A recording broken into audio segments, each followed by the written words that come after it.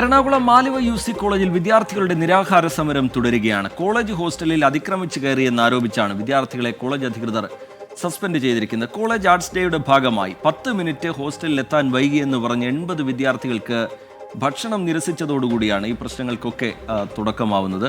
ഇന്നതൊരു വലിയ പ്രതിഷേധത്തിലേക്ക്, നിരാഹാര സമരത്തിലേക്ക് വഴിമാറിയിരിക്കുകയാണ്. എന്താണ് ആലുവ UC കോളേജിൽ സംഭവിക്കുന്നത്? വിശദമായ റിപ്പോർട്ടുകൾ.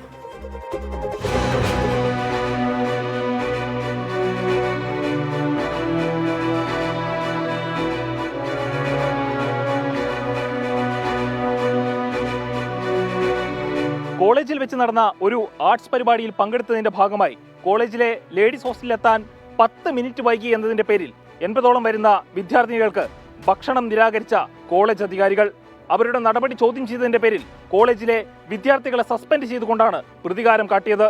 വിദ്യ അഭ്യസിപ്പിക്കേണ്ട അധ്യാപകർ എന്ത് അഭ്യാസമാണ് ഈ കാട്ടുന്നത്? കഴിഞ്ഞ മാസം 25-നാണ് സംഭവങ്ങളുടെ തുടക്കം.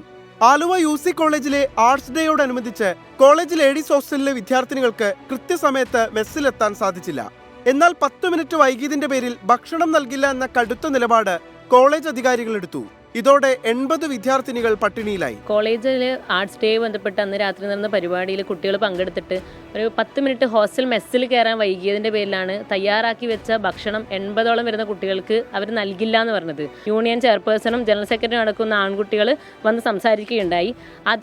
അതിനുശേഷം ഭക്ഷണം കൊടുത്തു കുട്ടികൾക്ക്. പക്ഷേ അതിൻ്റെ പ്രതികാര നടപടി എന്നോണം ഈ ഒരു 9 പേരെ എൻക്വയറി സസ്പെൻഷൻ എന്നുള്ള രീതിയിലല്ല, ഡയറക്റ്റ് സസ്പെൻഷനാണ് ചെയ്തിരിക്കുന്നത്. എൻക്വയറി പ്രോസസ്സ് ഇപ്പോഴും കംപ്ലീറ്റ് അല്ല. കോളേജിന്റെ ഭാഗത്ത് നിന്ന് നമ്മൾ നേരത്തെ സംസാരിച്ചപ്പോഴും സസ്പെൻഷൻ അവർ പിൻവലിക്കില്ല എന്നാണ് പറഞ്ഞത്. എൻക്വയറി സസ്പെൻഷൻ ആയിരുന്നെങ്കിൽ നമുക്ക് ഇത്രയും പ്രശ്നമില്ല. ഡയറക്റ്റ് എൻക്വയറി ഇൻകംപ്ലീറ്റ് ആയിരിക്കെ തന്നെ ഡയറക്റ്റ് സസ്പെൻഷൻ ചെയ്തതിന് ചോദ്യം ചെയ്തുകൊണ്ടാണ് ആ സസ്പെൻഷൻ പിൻവലിക്കണമെന്ന് ആവശ്യപ്പെട്ടുകൊണ്ടാണ് ഞങ്ങളിപ്പം നിരാഹാരം ഇരിക്കുന്നത്.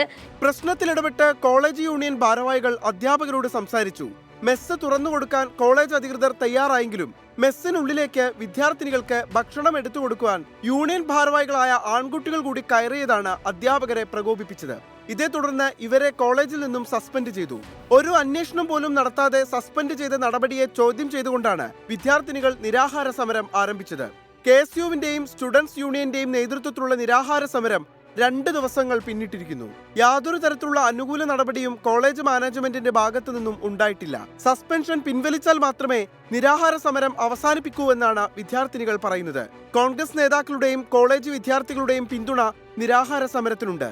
പ്രതിപക്ഷ നേതാവ് VD സതീശൻ അടക്കമുള്ള കോൺഗ്രസ് നേതാക്കൾ സമരത്തിന് ഐക്യദാർഢ്യവുമായി എത്തി. തീർച്ചയായിട്ടും ഞാൻ ഉറപ്പായിട്ട് ബന്ധപ്പെടും. കുട്ടികളെങ്ങനെ നിരാഹാര സമയത്ത് ഈ കൊടും ചൂടിൽ കുട്ടികൾ നിരാഹാരം ഇരുന്ന് കഴിഞ്ഞാൽ നമുക്ക് എല്ലാവർക്കും വിഷമമില്ല. അത് പരിഹരിക്കാനുള്ള ശ്രമം തീർച്ചയായിട്ടും നടക്കും. വിഷയത്തിൽ പ്രതികരിക്കുവാൻ കോളേജ് മാനേജ്മെന്റോ പ്രിൻസിപ്പാളോ ഇതുവരെ തയ്യാറായിട്ടില്ല. വിദ്യാർത്ഥി സമരങ്ങൾ കേരളത്തിലെ ക്യാമ്പസുകൾക്ക് പുതുമയുള്ളതല്ല. ആഹാരം നൽകില്ല എന്ന് പറഞ്ഞ കോളേജ് അധികാരികളുടെ മർക്കടാമുഷ്ടിയെ നിരാഹാരം കൊണ്ട് ചെറുത്തു തോൽപ്പിക്കുകയാണ് ഈ വിദ്യാർത്ഥികൾ. വിഷ്ണു കച്ചേരിക്കൊപ്പം അമൽ സുരേന്ദ്രൻ, 24 കൊച്ചി. പൊതുജനം കഴുതയല്ല സാർ.